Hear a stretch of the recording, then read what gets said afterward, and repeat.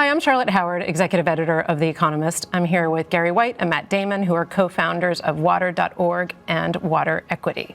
So the two of you came together to found Water.org in 2009. What was the problem that you were seeking to solve then? For me, I had just kind of gotten into this about 3 years earlier and was trying to raise money for direct impact work, like well drilling and things like that. And I learned pretty quickly kind of how complex the problem was, and that wasn't going to get us where we needed to be to solve this in a meaningful way. Though it felt good in short bursts to help, a few thousand people at a time. The scale of the problem was just so massive that I needed to partner with the best person I could find in the space. And when that person wouldn't take my call, I ended up with Gary. Gary is he's unrivaled in this space in terms of his rigor and his genius and his ability to innovate. And I was lucky he partnered with me 15 or so years ago, or more now. Yeah. Can you give a little background on your model, Gary, how it has evolved since you began? Yeah, I think, as Matt mentioned, we both were kind of drawn to this because of the magnitude of the problem and water is such a key issue. And the initial response was like, okay, we have to do this with philanthropy. Let's go out and raise a lot of money and help communities get wells drilled. But what we discovered along the way was that women, in particular, were already paying huge amounts of time and money to solve their water crisis. They were either walking hours every day, so they couldn't be working at a paying job, or sometimes in urban slums, they're paying these water vendors who sell water at 10 to 15 times more per liter than what you would buy bottled water for. People were solving this, but we also recognized that there was never going to be enough charity in the world. Couple that with the fact that women were finding these solutions, but paying extraordinary amounts for them. So we asked, what if we could get them access to a small, affordable loan so that they could get the water solution that is best for them? And sometimes that's just like a $300 loan so they can connect to the local utility because you have to pay a connection fee and plumb the house. And sometimes it's just a rainwater harvesting system. So the idea was that this was already going to create value for women, and they took out these loans at an extraordinary rate. So our job was to help create the financial plumbing that would allow the capital markets to bring in capital. They could go work with one of our 170 financial partners around the world and then get the loans delivered to women at the household level. Now, more than 16 million of these loans have happened. The women repay them at a rate of 98%. And we've reached over 74 million people, not with charity, but with access to capital. But it was all born from an idea that he had, having spent a lot of his adult life in these communities and watching how everything was working and knowing that this water, somebody was paying for this because everybody was still alive, so they were getting water somehow. And that was it turned out to be this big thought leap for the MFIs because they weren't sure that people would repay these loans, and Gary had a theory that they would, and so there was a whole process of piloting this, and by the time we joined together in 2009, he'd been working on this for a few years, and it really started to take off. I mean, we hit our first 1 million people reached in 2012, which was a big celebration for us that we'd reached 1 million people, and now, we're at 74 million and reaching, 3 million a quarter. So, what are the limits of the model as you have deployed it in different parts of the world? Are there gaps that you found that your initial approach actually couldn't help to close, and then you had to pivot and do something different? Actually, that's how we got to WaterEquity. Yeah. And we did that. Was it 2014? We were 2014, 2015 in India. Yeah, we were in India, and we were traveling around and visiting with all of our partners and kind of independently polling them, and all of them gave us the same answer to the question, which was, what's the biggest bottleneck you're dealing with? And they all said access to consistent, affordable capital. And so that was a big moment for us to realize that, there was this incredible demand.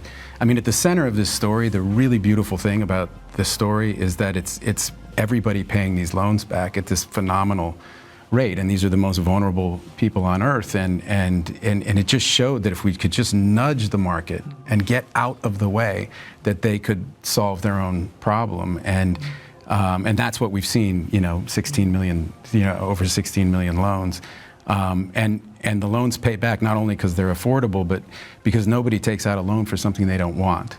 And so much of charity is this kind of paternalistic, people show up and here I'm here to solve your problem, and it's coming from a good place. But the reality is, unless you're living in that community, you might not know exactly what the right solution is for that family. But if you're taking a loan out for your own family, you know exactly what you need.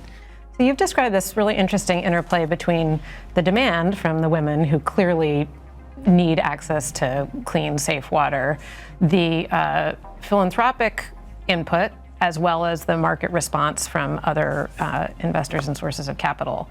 Where does the public sector fit in that equation, and how have you seen that change? What models have you seen in different countries of governments being part of this equation and either helping or hindering the progress? Yeah, I mean, for sure, governments have a huge role to play in this, and we coordinate and collaborate with governments around the world. I was just meeting with some of the officials from India recently at Davos, and we have worked very closely with the government of India to help them strengthen their programs financially with reaching everybody with sanitation.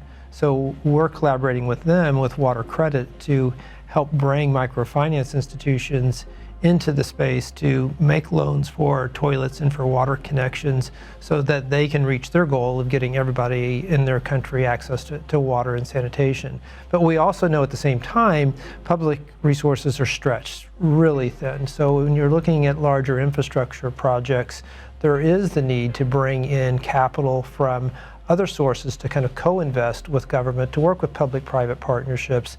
And that's one of the things that we're doing with WaterEquity now too, as the asset manager. So Matt mentioned, this concept of more capital for these financial institutions to scale up their lending. And now we're doing that by providing basically wholesale debt to those financial partners. They break it into millions of microloans. They get repaid, and then we get repaid, and then we can target our financial returns to investors here as part of our funds. So WaterEquity has done 5 funds now, and we're about to launch our 6th in the coming weeks. And those funds have reached already more than 6 million people. And we have about $460 million of committed capital across those funds, which we feel is pretty good for a water NGO starting up an asset manager. But we know we have a long ways to go with that as well. And the next chapter is lending and forming projects, developing projects for infrastructure that's climate resilient and that also serves the needs of the low-income populations. And so now with our next fund, we'll be investing in infrastructure projects as well, alongside of co-investors and public-private partnerships with governments. So you just brought us very gracefully to the next subject of how climate change has inspired you to perhaps pivot and think about the nature of your investments and what might be required to sustain long-term access to water in communities that may be increasingly dealing with drought or indeed with flooding, how you think about water infrastructure in that context as well. So there's been a huge amount of attention to mitigation in the fields of people who care about climate, and increasing attention to adaptation. But within that, so many competing priorities, even within adaptation. So how have you found, and maybe this is one for you, Matt, how have you found the response from people, entities, whether it's in the private sector, big institutions like the World Bank or companies or governments, the response to water-focused resiliency efforts? How do you get that on the table when there's so many other investments that these entities could be making on climate? Yeah, that's a great question. We've been banging on about adaptation for quite a while, and that's the centerpiece of these projects for us. And because if you don't have a resilient infrastructure, first of all, these issues are the ones that the people who are most vulnerable, the poorest people on earth, are the ones who feel the climate change first and hardest. And so resilient infrastructure is really at the core of what we're trying to build in these places, trying to find investment for and that's kind of, we go to conference after conference and explain the need for it. And it does feel like we were dealing with kind of headwinds for the first few years, but there's really been a shift in all of these, in all the places we go, where suddenly it's on the agenda everywhere. People are talking about it. Suddenly, adaptation is kind of the new topic that everybody's interested in, and so it feels like that we're making headway and it's going in the right direction. Maybe could you provide a little bit more detail on when you're talking about really big infrastructure projects? It sounds like the difference in scale between a huge water infrastructure project that can deal with some of the climate-related issues versus the absolutely urgent question of getting a toilet to someone who really needs one. I mean, these are very, very different scale of investment. So tell me a little bit more about how you think your model can fit into the broader pool of capital that's required to take on that really big challenge of the large-scale project. It is a much bigger challenge, and I've been working in this sector all of my career, about 35 years now, trying to understand why that investment capital isn't coming into water and sanitation. And we've been able to amass a lot of information and understanding about how the market works from the bottom up at those household levels and that demand generation, but also from the top down. And what we see as the biggest obstacle to solving the crisis is access to finance, and it has to be top down as well as bottom up. And what we also see is there's kind of this valley of death in terms of developing the financial resources to do these bigger projects, where the need is there and the government sees it and the private sector sees it, but this stage of developing a project, getting the feasibility studies done, looking at the climate resilience, looking at the socioeconomic impacts, that it might take $2 million to get that part of the project ready and to the point of financial close before you can go hit the shovel in the ground to build the $50 million plant. Nobody's willing to put in that $2 million except us. And that is what leads to actually developing a standalone company that we now have called WaterConnect that's specifically targeting project development to be able to then bring projects to financial close that are attractive to the market. And we can do that in conjunction with WaterEquity that has the capital, the dry powder to invest. And so when we're developing the project, we can do it with the investment in mind, and then that can also crowd in additional investors to co-invest in these projects. So we believe this new model that we're developing, putting everything under one roof, encourages more investors to come because they feel like there will be a deployment of their capital, and it also encourages local project developers to work with us to develop because the capital can come. And so it really becomes this whole solution under one roof to really take this problem on.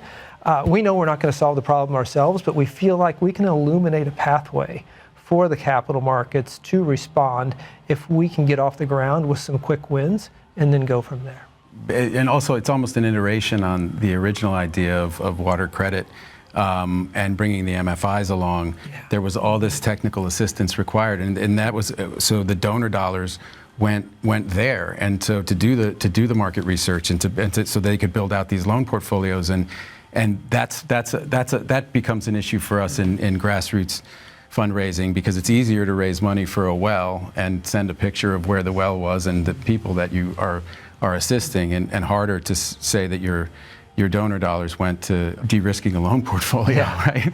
But actually, the second way is much more effective in terms of attacking the problem.